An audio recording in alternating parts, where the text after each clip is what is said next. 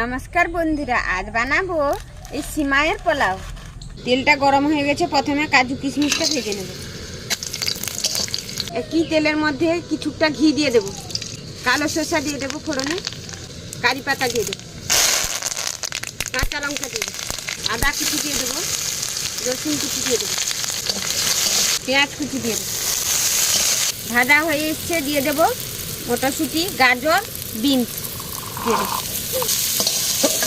সবজিগুলো ভাজা হয়ে গেছে, সিমাইগুলো দিয়ে দেবো,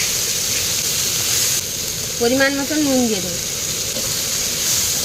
সিমাইগুলো ভাজা হয়ে গেছে, ওপর দিয়ে জল দিয়ে দেবো পরিমাণ মতো, দিয়ে দেবো এলাচ, স্বাদ মতো চিনি।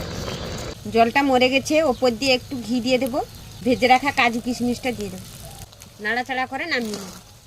দেখুন বন্ধুরা কেমন হয়েছে।